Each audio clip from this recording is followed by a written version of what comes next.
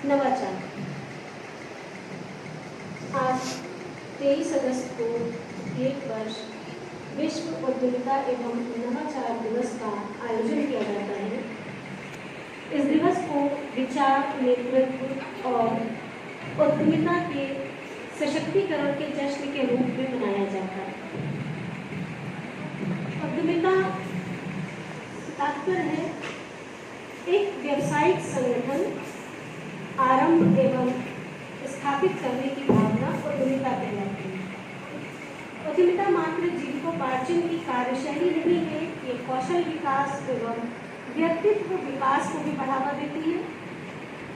किसी भी देश की आर्थिक उन्नति की आधारशिला उस देश में होने वाले नवाचार और उद्यमिता पर निर्भर करती है।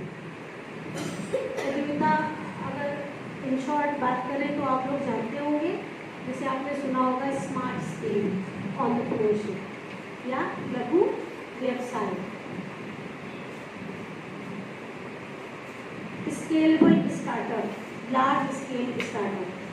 सभी जानते होंगे कि समाज में दो तरह के आपको वर्ग दिखाई देते हैं, एक वो जो नौकरी पेशा है और दूसरा वो जो व्यवसाय से अपनी जीविकोपार्जन कर रहा है।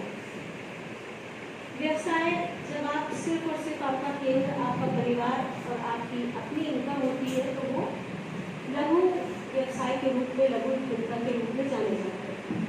जब उससे एडवांस लेवल पे आप पहुँचते हैं जहाँ आप कुछ ऐसा आप आइडिया जनरेट करते हैं जो आगे जाकर के एक बड़े स्टार्टअप का रूप ले सके, जिसको सोसाइटी में रिकॉग्निशन मिल सके, और फिर आप उस आइडिया के लिए इंक्यूबेशन सेंटर्स होते हैं जिला स्तर पर, जो आपकी सीड फंडिंग का काम करते हैं, क्योंकि उसके लिए आपको एक फंड की रिक्वायरमेंट है किसी भी बिजनेस को स्टार्ट करने के लिए। तो आपका जो ओरिजिनल आइडिया है, जो एक्चुअल आइडिया है, उसको इम्प्लीमेंट करने के लिए इंक्यूबेशन सेंटर से सीड फंडिंग के थ्रू, आपके अपने पास जो फंड है उसके थ्रू आप एक बिजनेस डेवलप करते हैं, एक संस्था बनाते हैं जिससे कुछ लोग आपके साथ कार्य करते हैं। तो ये थोड़ा एक एडवांस लेवल का स्टार्टअप होता है उद्यमिता। लार्ज स्केल स्टार्टअप की अगर हम बात करें, बिजनेस की बात करें, तो जो बड़ी बड़ी इंडस्ट्रीज आपको दिखाई देती है जिनके पास फंड बहुत ज़्यादा है, जिन्हें फिनेंशियल कोई प्रॉब्लम नहीं है, लेकिन वो खुद एक बड़े स्टार्टअप के साथ आपकी कंट्री को भी प्रमोट करते हैं और उनको भी फंड उपलब्ध कराते हैं समय समय पर। जैसे रतन टाटा, अंबानी ब्रदर्स, आपने सुन रखे होंगे, बड़े फेमस नाम है अडानी। तो ये वो लार्ज स्केल स्टार्टअप्स है, लार्ज स्केल इंडस्ट्रीज है, लार्ज स्केल एंटरप्रेन्योर्स है, ये जो सोसाइटी के वेलफेयर के लिए भी काम करते हैं, देश के वेलफेयर के लिए काम करते हैं, और यही से हमारा एक फंड रेज होता है जो देश की आर्थिक उन्नति में सहायक सिद्ध होता है। किसी भी विकासशील देश को विकसित देश बनने के लिए जो मेजर रिक्वायरमेंट है वो ये कि उस देश में इनोवेशन और स्टार्टअप कितना सक्सेसफुल है। आप देखते होंगे छोटी छोटी सी चीज़ें चाइना में इतनी जल्दी बनती हैं और फिर क्या होता है, ऑल ओवर वर्ल्ड उसका बिजनेस होता है। तो इकोनॉमिकली बहुत साउंड है वो लोग, और एक अच्छा बाजार उन्होंने डेवलप कर रखा है। इसी विषय पे IIC सेल द्वारा एक निबंध प्रतियोगिता का आयोजन किया गया था, जिसमें बच्चों ने ऐसे लिखे थे और सबमिट किए थे। इस विषय पे इससे पहले कि मैं प्रतियोगिता के बारे में आपको कुछ बताऊँ, इसमें पार्टिसिपेट किया था, और चर्चा करने के लिए मैं मंच पर आमंत्रित करती हूँ रेलवे विभाग के डॉक्टर उत्तम कुमार शुक्ला सर को कि वे अपने विचार प्रस्तुत करें। इस कार्यक्रम की मुखिया महाविद्यालय की यशस्वी प्राचार्य प्रोफेसर सुषमा देवी ने, समाज शास्त्र विभाग की विभागाध्यक्ष और हमारी वरिष्ठ साथी डॉक्टर प्रीति तिवारी ने, लाइब्रेरी साइंस के विभागाध्यक्ष डॉक्टर औशिया मैम, बच्चों, हम लोग उत्सव धर्मी लोग हैं। हमारी आदत में आ चुका है कि हम जन्म दिवस मनाएं या विभिन्न प्रकार के उत्सव को मनाते चले आ रहे हैं और आगे भी मनाते रहेंगे। विश्व उद्यमिता दिवस आज है। इसकी शुरुआत उद्यमिता फोरम द्वारा 2010 में की गई, जिसका उद्देश्य उद्यमिता के क्षेत्र में जो बड़े इन्वेस्टर्स थे,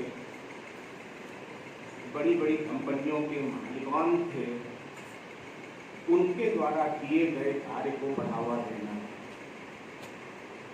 आज इसकी आवश्यकता क्यों पड़ी? हम क्यों मना रहे हैं?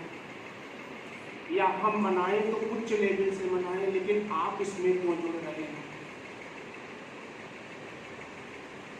आपने देखा होगा एनईपी में व्यावसायिक पाठ्यक्रम शुरू किया गया।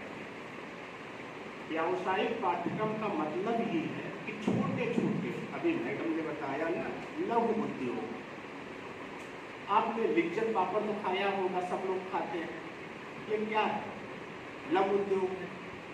जबलपुर से छोटे छोटे गांव में छोटी छोटी फर्म के लोग इसमें 10-20 हज़ार रुपए का मशीनरी पैकेज मटेरियल मिल के इतना बड़ा ब्रांड बन गया, इतना बड़ा ब्रांड बन गया कि लिज्जत पापड़ कर दीजिए तो दूसरे पापड़ की याद ही नहीं आती। ये उद्यमिता का निम्नतम इकाई है। वहाँ जाएंगे, मुंबई चले गए, मुंबई के लोग यहाँ आ गए, यहाँ के लोग लखनऊ चले गए, उनका एक स्टेट लेवल पे स्थानांतरण होता रहता है। और आपसे बात बताएं, आपको आश्चर्य बने तो आश्चर्य करेंगी लड़कियों, लेकिन आश्चर्य बिल्कुल न करिए। हम इसी धरातल पे आपको ले आ रहे हैं कि छोटे छोटे काम का काम कोई भी छोटा नहीं होता, सारे काम बहुत बड़े होते हैं। बस हमारी मानसिकता है। एक 2 लाइन की पंक्ति है कि प्रकृति के यौवन का श्रृंगार करेंगे कभी न बासी फूल।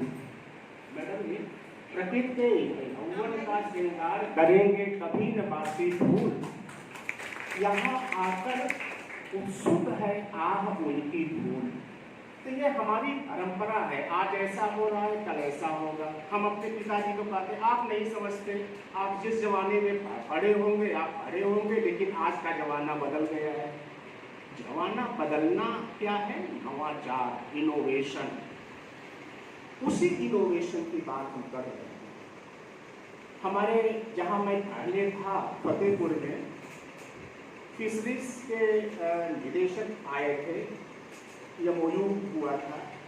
उन्होंने ये बताया कि ये छात्राओं का कॉलेज है, हमारे यहाँ से जो फंडिंग होती है, आप सुनेंगी तो आश्चर्य करेंगे, 60% निःशुल्क होती है, 40% उसको लौटाना होता है मछली पालने के लिए।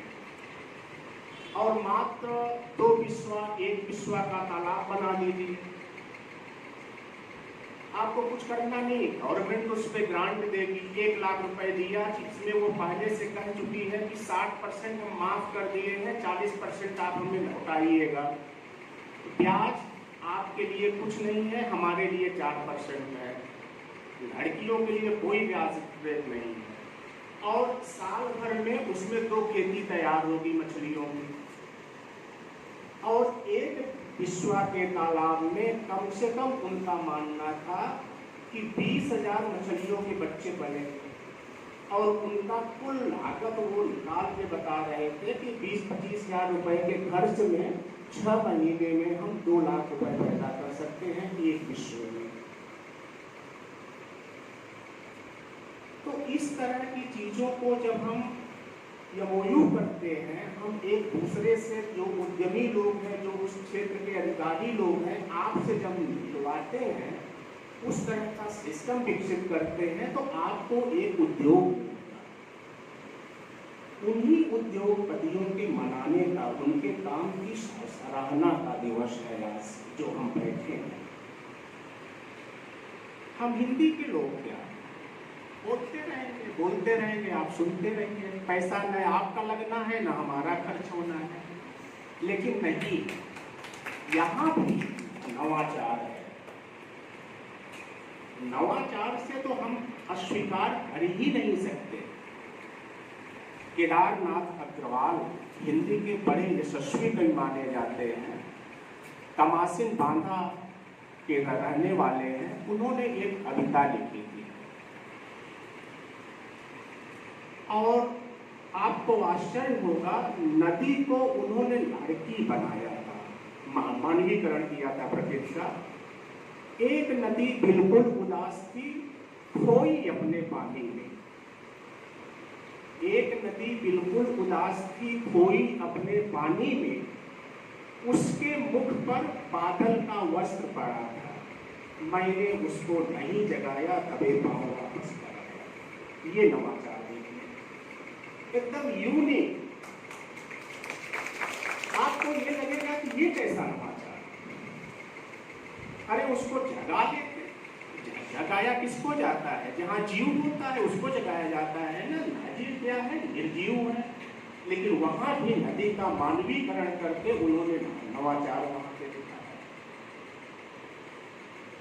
तो इसी तरह से हम कई चीजें आपसे चर्चा करेंगे। जैसे आप अपने मन में बनाइए कि गवर्नमेंट डिग्री कॉलेज रायबरेली की हम छात्रा हैं, हम बड़े भाग्यशाली हैं।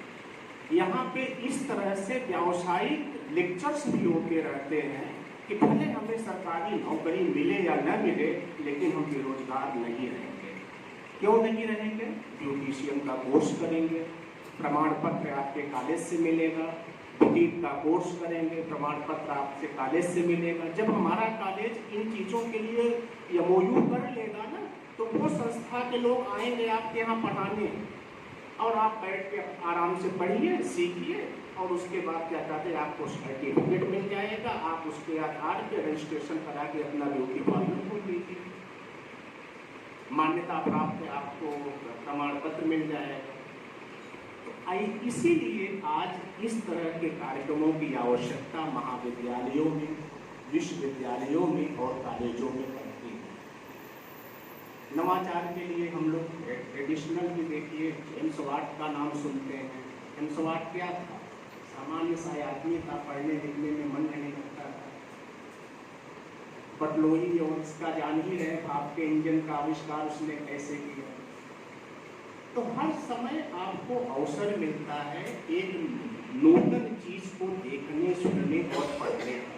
हाँ, ये जरूर है कि हम उसको कितना अपने ऊपर एक्सेप्ट कर पाते हैं। ठीक है मैडम जी, अच्छा लगेगा हमें। आप सब लोग अपने आप को अपग्रेड करिए इनोवेशन से, और इस तरह के व्याख्यानों को सुनिए और सुन के भूलिए नहीं। आप ये सोचिए कि हमें BA स्तर की पढ़ाई करने के बाद इतना अपना कौशल विकसित कर लेना है कि हम नवीनता यहाँ से सीखेंगे और उसका प्रैक्टिकल अपने घर पे करेंगे। कोई न कोई छोटा छोटा व्यवसाय विकसित करके एक आजीविका का उपार्जन करेंगे। बहुत बहुत धन्यवाद।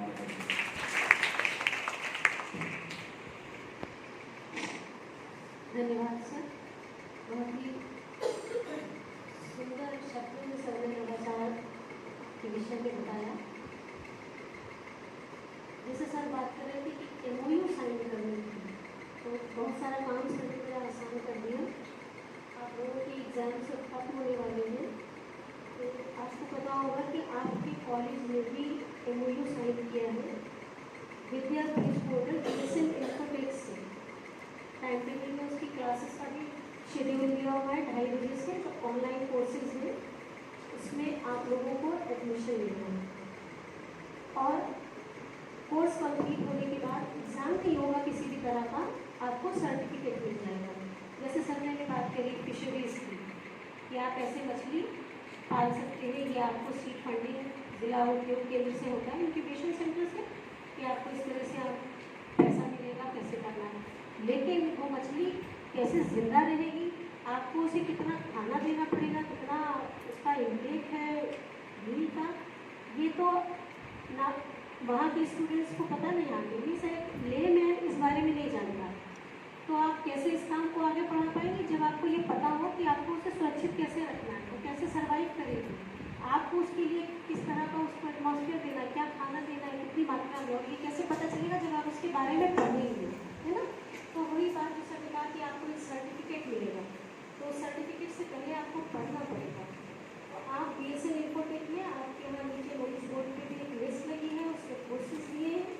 1 टाइम रजिस्ट्रेशन फी पे करके आप किसी भी कोर्स को कर सकते हैं। एक कोर्स खत्म होने के बाद आप दूसरे में रजिस्ट्रेशन करवा सकते हैं, उसके लिए आपको दोबारा फी नहीं पे करनी पड़ेगी। और ये आप लोगों को करना भी इसलिए ज़रूरी है क्योंकि जिस तरह NEP की बात की जा रही है, कौशल विकास की बात की जा रही है, तो आपको ऐसे किसी कोर्सेज को करना ज़रूरी हो जाएगा जब तक आप अपना ग्रेजुएशन कंप्लीट करेंगे। तो उसके लिए आप कॉन्टेक्ट कीजिए लाइब्रेरी में और उसमें एडमिशन अपना रजिस्ट्रेशन करा लीजिए। नवाचार की सर बात कर रहे थे, एक बहुत छोटा सा एग्जाम्पल दूँगी आपको, आप यूट्यूब पे देखेंगे तो दिख जाएगा। साड़ी ड्रेपिंग आपने वर्ड सुना होगा, कहते साड़ी ड्रेप करना, जिसको आप आम भाषा में हम लोग कहते हैं साड़ी पहनना या पहनाना। क्या वाकई ये अपने आप में इतनी बड़ी कला हो सकती है? हमारी नानी दादी मम्मी लोग जाने कब से साड़ियाँ ही बांधते हैं, रोज़ का काम है ना, देखते हैं ना घर में। लेकिन कोई इसको अपना प्रोफेशन बना ले, अपना करियर बना ले और इतना सक्सेसफुल हो जाए कि आपके जो सेलिब्रिटीज़ हैं, आपके बॉलीवुड के सेलिब्रिटीज़ हैं, वो उसे हायर करें, उसे पे करें कि भाई हमको साड़ी पहना दीजिए। ये आप इमेजिन कर सकते हैं? शायद उस लेडी का नाम मुझे बहुत ठीक से ध्यान है, अनुप्रिया नाम थे शायद, जिसने बस बैठे बैठे किसी ने उससे कहा कि साड़ी बहुत अच्छे से बांधी, आप साड़ी बहुत अच्छी बांधती हैं, उसने उसे अपना प्रोफेशन बना दिया। अब वो साड़ी के ऊपर स्टोल के साथ आगे पीछे कैसे करके वो साड़ी ही बांधने का काम कर रही है और इतनी फेमस हो गई है, उनके यूट्यूब वीडियोस दिखेंगे वो तरह तरह से आपको बड़ी स्पीडी खुद ही अपने ड्रेप करती है, दिखाती है, और उनके आप व्यूअर्स देख लीजिए तो किसको किसको उनका पूरी लिस्ट आएगी कि इस बॉलीवुड सेलिब्रिटी को उन्होंने साड़ी पहनाई है। तो यही इनोवेशन है, कोई बड़ी चीज़ नहीं थी इसमें, क्योंकि कहीं तो कुछ कला थी ना। तो अपने अंदर की कला को पहचानिए, क्षमता को पहचानिए और उसको एक मूर्त रूप दीजिए। एक सर्टिफिकेशन की ज़रूरत होती है हर चीज़ को कि हाँ हम ऐसे कॉम्पिटिशन हुआ था निबंध प्रतियोगिता, उसमें BA फर्स्ट सेमेस्टर की हमारी सब नवागत छात्राएँ हैं और बहुत अच्छी छात्राएँ, और शायद सबका ही विषय हिंदी है क्योंकि इस वक्त हिंदी की क्लास चल रही थी, सर की क्लास में जाके हम लोगों ने अनाउंसमेंट की थी इसके बारे में। तो BA फर्स्ट सेमेस्टर की तानिया यादव, शालिनी, विद्या प्रजापति, खुशनजर खान, कामिनी चौरसिया, मानसी देवी, कुसुमा, पूर्णिमा वाजपेयी, ये फर्स्ट ईयर की छात्राएँ थी। क्योंकि सेकेंड सेमेस्टर और फोर्थ सेमेस्टर के बच्चों के एग्जाम्स भी चल रहे हैं तो वो इजली एग्ज़ाम के बाद चले जाते हैं और फिर गैप होता है तो अवेलेबल नहीं होते, लेकिन फिर भी छात्राओं ने उसमें पार्टिसिपेट किया। सेकेंड सेमेस्टर से महिमा सोनकर और खुशी, फोर्थ सेमेस्टर से हिमांशी शर्मा ने प्रतिभाग किया था। मैं आदरणीय प्राचार्य मैडम से निवेदन करती हूँ कि वे इस प्रतियोगिता परिणाम का रिजल्ट घोषित करने की कृपा करें और हम सभी को अपने आशीर्वचन से अनुमोदित करने की कृपा करें। आदरणीय प्राचार्य।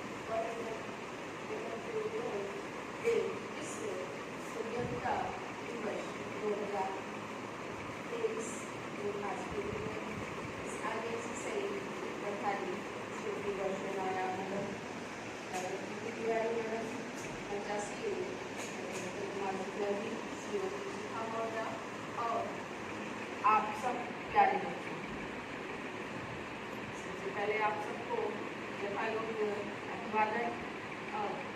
इस कार्यक्रम के बारे में कुछ बताने से पहले मैं एक सूक्ति उद्धृत करना चाहूँगी। संस्कृत की है वो सूक्ति।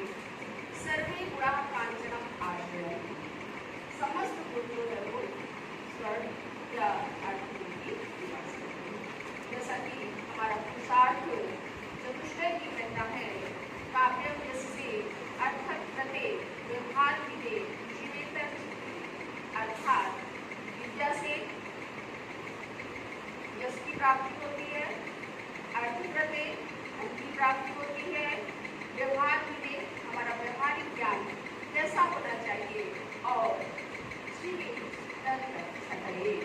शिव से इंद्र जो अमंगलकारी करते हैं उनके नाश के लिए हमको इस विद्या से प्राप्ति होती है, चालू की प्राप्ति होती है।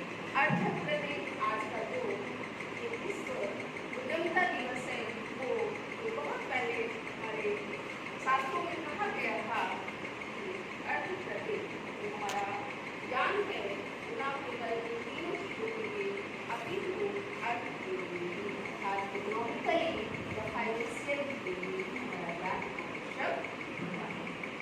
प्यारे बच्चों, जैसा कि आप लोग जानते हैं, बताया कि आप सभी लोग अर्थ अर्थात धन का उपार्जन कर सकते हैं। बाकी विचार होंगे जब आप उस दिशा में सोचेंगे कि हमें कुछ करना है, तभी आप कर पाएंगे। एक उदाहरण छोटा सा सभी को बताया, बताएंगे। लखनऊ की एसी मार्केट से टीचर थी पंकज भगवत, आप सभी लोगों का नाम सुना होगा। प्रसिद्ध शेफ बनी, घर में ही वो बच्चों को कुछ न कुछ बनाकर सिखाती रहती, मास्टर शेफ मिल गई और मास्टर शेफ से वो वर्ल्ड फेमस शेफ। तो ये चीज आपके दिमाग में कैसे, अभी आप देखा मैंने आपको बताया कि किस प्रकार से महिला ने शादी में जाने का नवाचार शुरू कर दिया। उसी प्रकार से छोटी छोटी चीजें जिनके बारे में लोग जानते होंगे, उसके बारे में आप जानेंगे, करेंगे, सोचेंगे, विचारेंगे, लोगों को जोड़ेंगे उससे, तभी आप सबसे। एक बहुत प्रसिद्ध ब्रांड है हमारे देश का टाटा। जानते होंगे आप लोग, टाटा मीन्स ट्रस्ट। टाटा का मतलब ही विश्वास, सभी जानते होंगे। जितने भी उद्योग हैं हमारे भारत में, सब पर कभी ना कभी इनकम टैक्स का या किसी भी चीज़ का जरूर रटमनी होगी, खाता पड़ा होगा। लेकिन एकमात्र टाटा ही ऐसा ब्रांड है इस पर कभी कोई शिकायत नहीं हुई, कंप्लेंट नहीं हुई और ना ही कभी कोई। आज भी आप देखिए तो टाटा की गाड़ियाँ हो या जो भी हो, उसका जो भी ब्रांड हो, हमारे लिए एक विश्वास का प्रतीक है। तो जो भी हम नवाचार सीखें या करें, उसमें एक अपना विश्वास लोगों के प्रति बनाएं, तभी तो आप आगे बढ़ सकते। और उस विश्वास को आप इलेक्ट्रॉनिक माध्यम से, मीडिया के माध्यम से या प्रिंट मीडिया के माध्यम से, किसी भी तरीके से आप आजकल तो आपके लिए बहुत अच्छा है, इलेक्ट्रॉनिक मीडिया में आपने अपना वीडियो अपलोड किया और डाल दिया। प्रतियोगिता कराई गई प्रतियोगियों पर उसका परिणाम जानने का आप सभी हो गए। बहुत अच्छा समय जाने का मैं आपको प्रतियोगिता का परिणाम भी बता देती हूँ। भारत में उद्यमिता एवं नवाचार जैसे एंटरप्रेन्योरशिप एंड इनोवेशन, इसमें तृतीय स्थान पर रही हैं हमारी शालिनी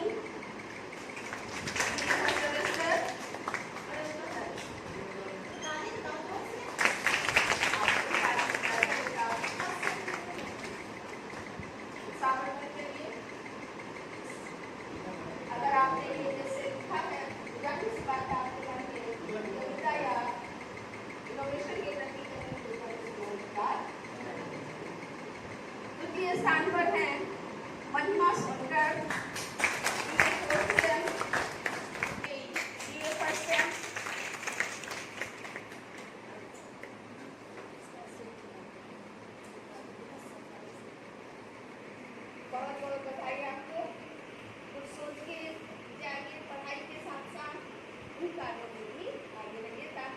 आप खुद भी उद्यम से जुड़ें और अपने साथ के 4 लोगों को भी जोड़ सकें। प्यारे बच्चों, आप सबको बहुत बहुत बधाई और शुभकामनाएं। अंत में पुनः मैं अपनी वाणी मुद्रा एक शब्द से जोड़ी शुभस्तु के पंथानः, अर्थात आपके मार्ग शुभ हो, संकल्पकारी हो, कल्याणमय हो और धन्यवाद। करती हूँ कि वे प्राचार्य मैम और सभी का धन्यवाद ज्ञापन करने की कृपा करें।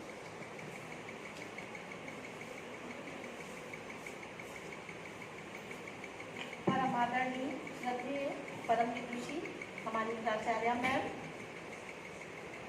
इस कार्यक्रम की प्रभारी संचालक डॉक्टर उत्तम कुमार शुक्ल और उनका साथ दे रही श्रीमती शिखा मौर्य एवं प्यारे बच्चों, मैं पुनः आप सभी का अभिवादन करती हूँ। सर्वप्रथम मैं अपना धन्यवाद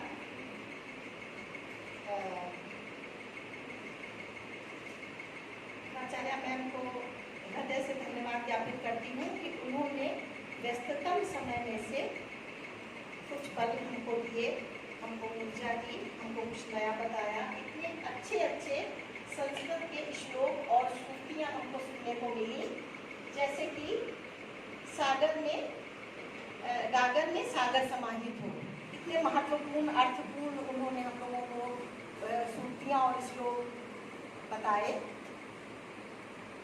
तत्पश्चात मैं आज के मुख्य वक्ता डॉक्टर उत्तम कुमार शुक्ल जी को धन्यवाद ज्ञापित करती हूँ, आभार व्यक्त करती हूँ कि जिन्होंने बहुत छोटे से नोटिस पे बोलना यहाँ मंच पर आए, बोले और व्यवहारिक बातें हम लोगों को बताई। इस कार्यक्रम की संचालिका और प्रभारी श्रीमती गौसिया नायाब मैडम को भी मैं हृदय से धन्यवाद ज्ञापित करती हूँ, जो कई दिनों से इसकी तैयारी में लगी हुई थी। और श्रीमती शिखा मौर्य मैडम का भी मैं धन्यवाद ज्ञापित करती हूँ कि जिन्होंने हमारे निवेदन को स्वीकार किया और यहाँ पर आकर हमारे कार्यक्रम की शोभा बढ़ाई। इसके अतिरिक्त महाविद्यालय के समस्त प्राध्यापकों का भी मैं धन्यवाद ज्ञापित करती हूँ, क्योंकि वो लोग सारे कहीं ना कहीं ड्यूटी पर बैठे हैं, ड्यूटी कर रहे हैं और तभी हम ये सारे कार्यों का संपादन हम लोग कर पा रहे हैं। और सबसे बड़ा धन्यवाद ज्ञापित करती हूँ मैं, उससे पहले मैं नाग पंचमी की बधाई भी देना चाहूँगी। आज